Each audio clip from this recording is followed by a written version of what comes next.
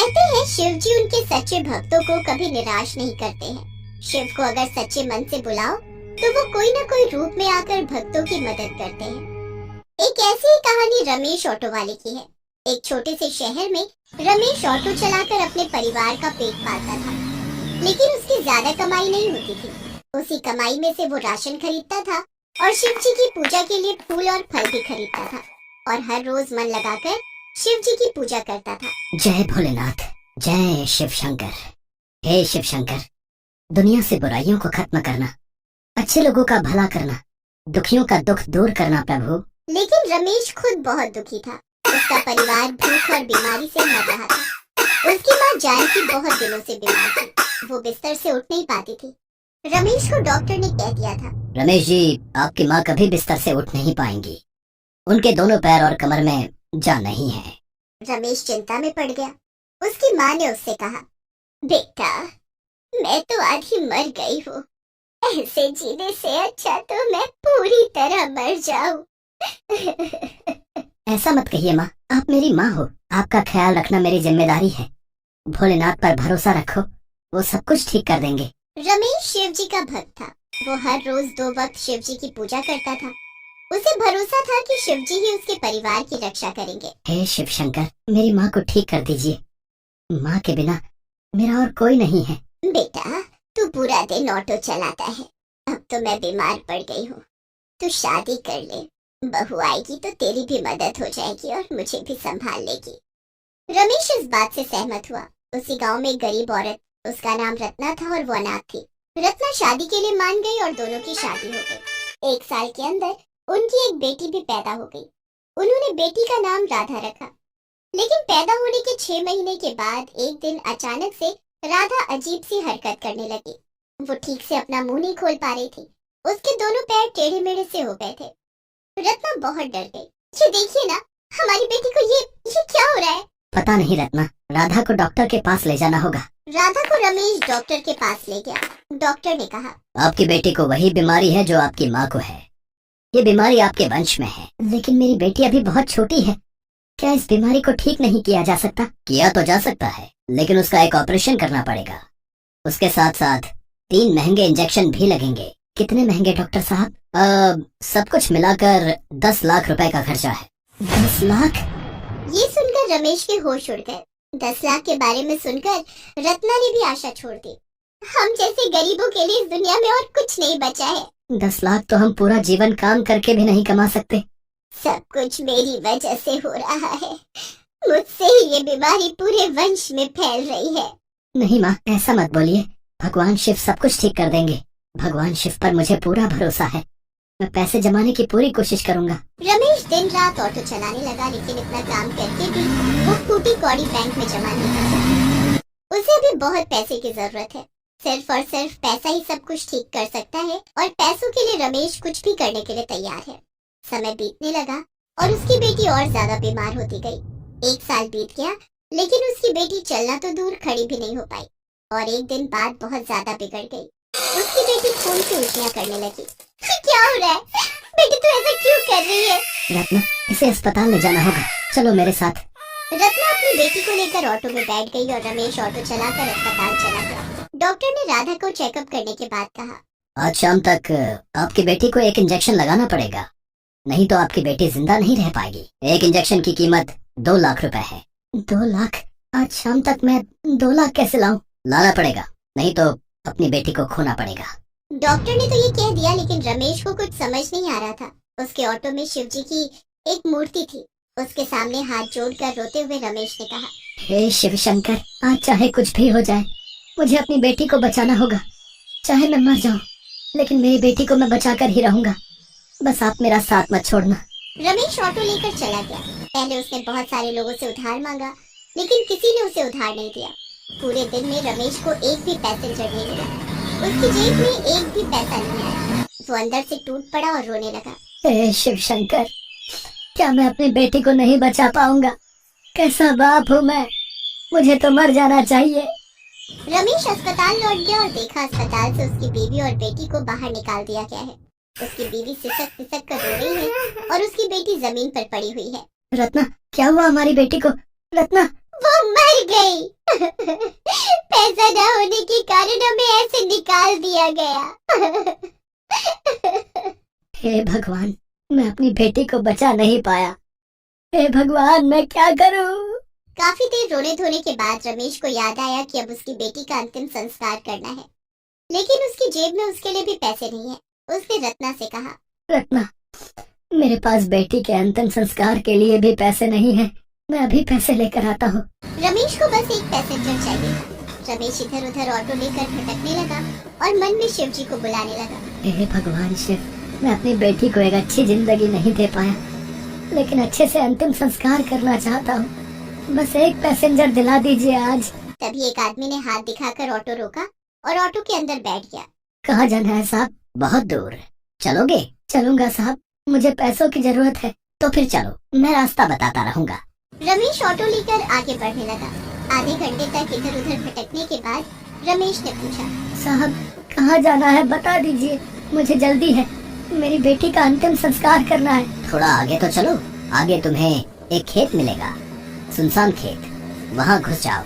आप खेत में रहते हैं? मैं हर जगह रहता हूँ, तुम बस चलते रहो। कुछ देर जाने के बाद रमेश को खेत दिखा। रमेश ऑटो लेकर खेत में घुस गया। उसकी आंखों के सामने अंधेरा छा गया। रमेश बहुत डर गया, लेकिन कुछ देर चलने के बाद उसकी आंखों के सामने से अंधेरा हट गया और उसने देखा चारों तरफ सफेद बर्फ है, कहीं से बहुत अच्छी खुशबू। अरे ये मैं कहाँ आ गया?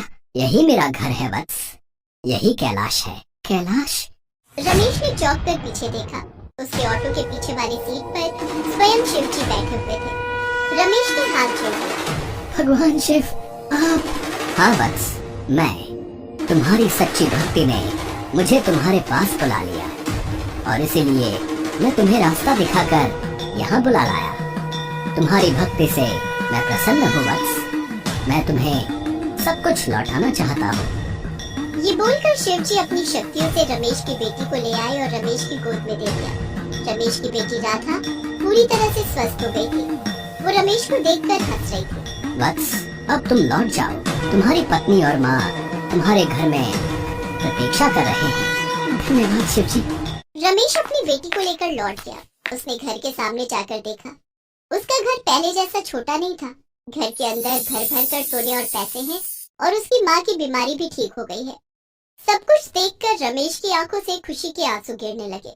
जय भोलेनाथ, जय शिव शंकर। रमेश को सब कुछ मिल गया। उसने शिव जी का एक मंदिर बनाया और वहीं पर रहकर पूरा दिन पूजा पाठ करने लगा।